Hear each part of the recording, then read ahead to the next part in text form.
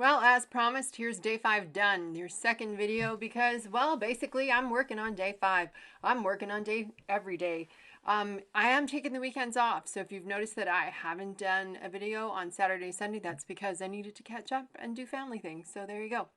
Here we are. Here's the house portrait I am doing for my son and future daughter-in-law. And yeah, it's kind of a precious little house. You can tell it's an attached condo or townhouse.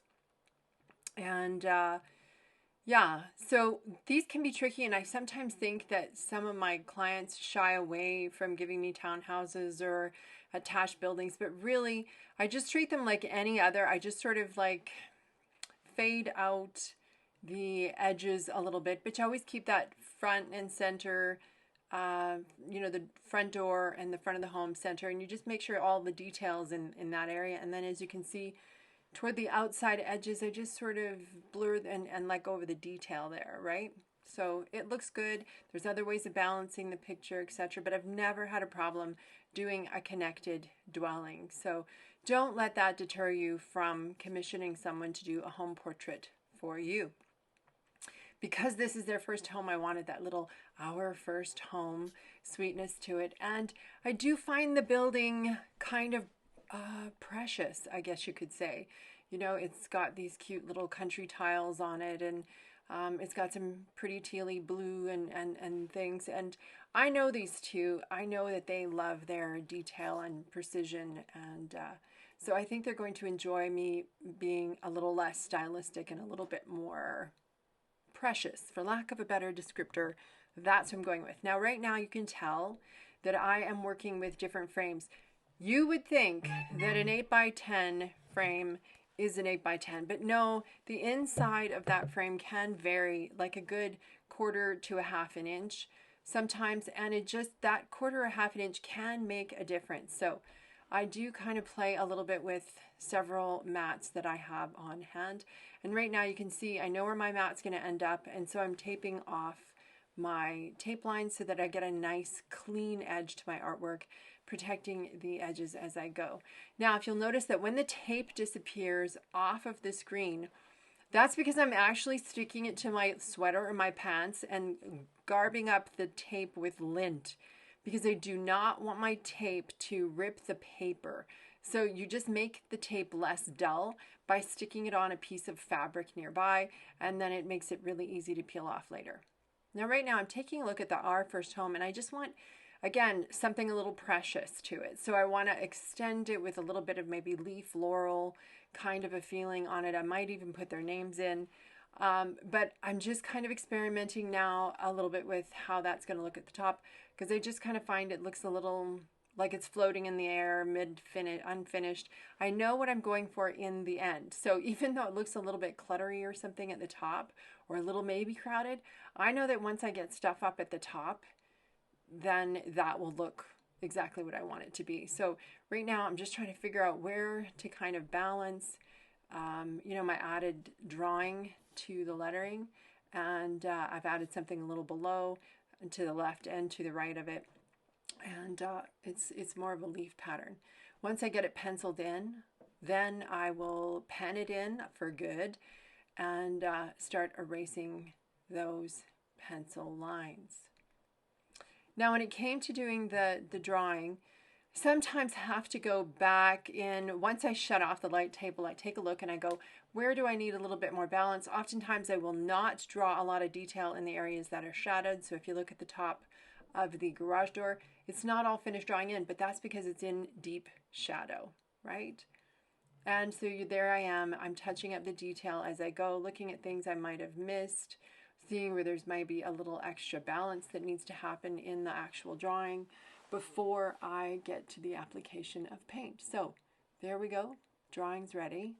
And now I'm adding a little bit of acrylic white pen to a little bit of that detail at the top, because I want a little bit of green leaf punching in that title.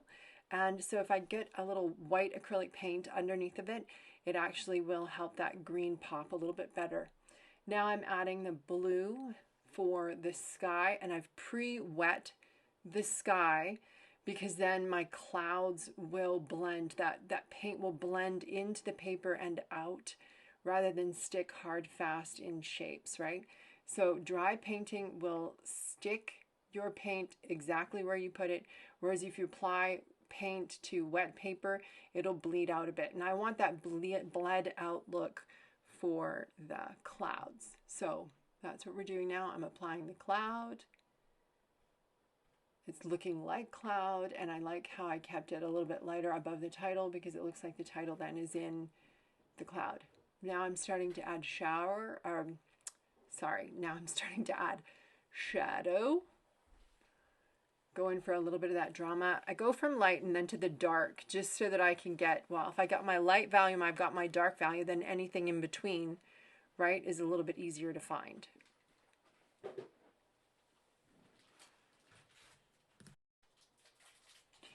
So we're going to continue here with a little bit of shadow as I really define sort of behind the steps and those dark bits of the portrait. While I do this, I'm really trying to look at the original drawing to add in the stuff that I didn't draw. So I don't draw in every single line and every single shadow, of course. I sometimes, oftentimes will leave those to paint. And I've gotten to the point now where I've done so many of these that I kind of know which lines to omit and which ones to keep.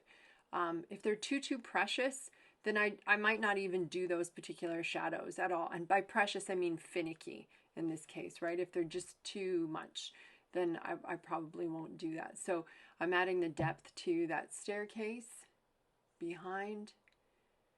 And pretty quick here, I'm going to apply the paint color to the garage door and then do that blank shadow area that is above. So I'll just kind of let you watch this, put on maybe a wee bit of music as we go through some of this section here. You may also see the appearance of Halo, and I'm not going to say anything more about that until maybe he appears, and then you'll know who Halo is. And he shows up frequently, I have to tell you, in my videos and most importantly in my studio.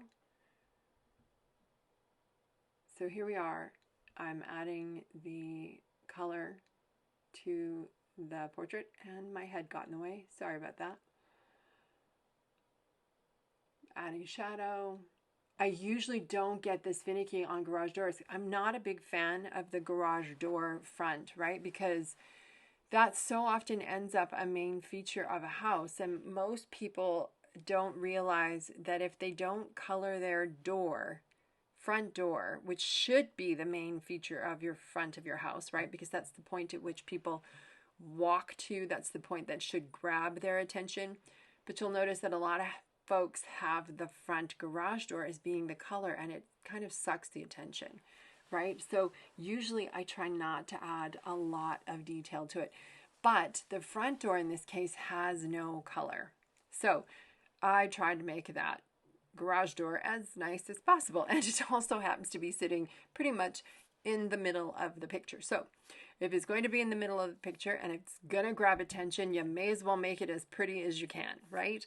Otherwise, most of the time, I'll try to downplay the garage door in favor of that front door. In this case, it just wasn't going to work out that way.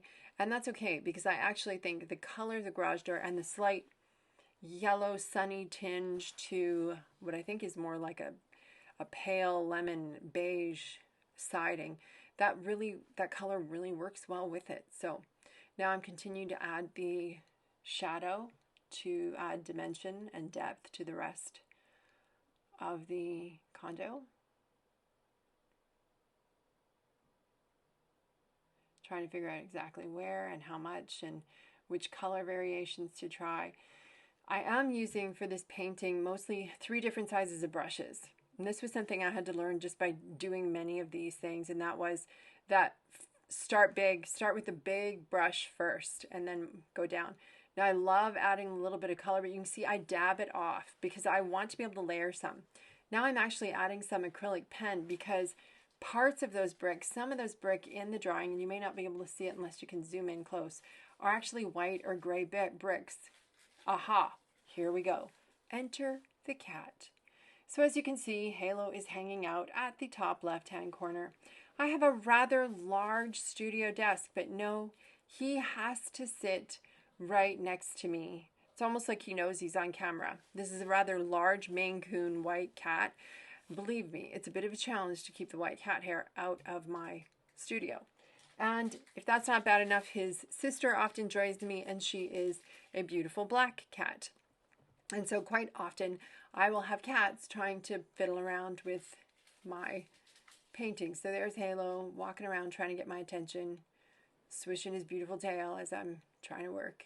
But so if you see the cats, it's Halo is the white one and Nix is the black one. So for all you cat lovers, I think you can appreciate that wherever your attention is drawn, they absolutely inevitably need to kind of grab your attention. They just know when you're busy and when you should be paying attention to them, of course. So he quite frequently dances around. And of course, it doesn't matter that the studio table gets really cluttered sometimes. Like right now, I've got 3 different projects sitting on there. And that doesn't matter to Halo. He'll find a freaking dime to sit on. That's how cats are, right? So here I am. I've added in the flora and the fauna and the right behind us. And I'm trying to really bleed out those edges. And I'm trying to keep the detail off of the left-hand side of the portrait where the condo starts to go into its neighbor. And I'm really trying to bleed out the edges of detail and color on the right too, where the flora and the fauna is, right where I'm peeling the tape, because we are almost done. So here we are, nice clean finish. Love that. The color, the balance, everything's working good. I'm going to erase all of those pencil lines, clean it up. The pen work turned out. I'm happy with the top. I think they're really going to like this. I don't know what it is about my style, but my style seems to vary according to the house. So if it's a real modern style house, then I'll go with really solid colors, really sleek look, but with something that's kind of darling, and I go with something a little bit more, I don't know, traditional and countrified even. So it really just depends. And then sometimes some houses are so quirky or just need so much jazzing up that I'll put clouds upside down and kites in there, you know. It just kind of goes with whatever the picture is what dictates the style for me. So there you go. The next thing we're going to have to do is mat it and frame it, because all of my home portraits come matted and framed, okay? Most of my clients, oh, Halo, get your heels off my drawing.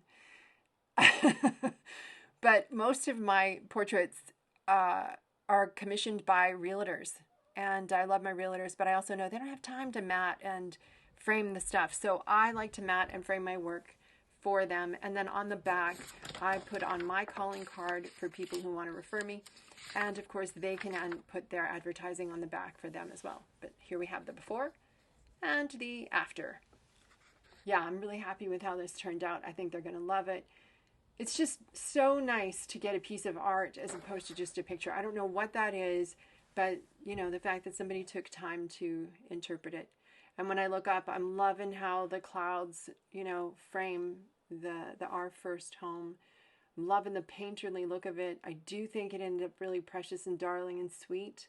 And that was the vibe I was definitely going. So to go from this and end up with that, very pleased, and I'm sure they're going to be really, really happy. Thanks for tuning in. We'll catch you next time. Look out for the next video tomorrow, day 6.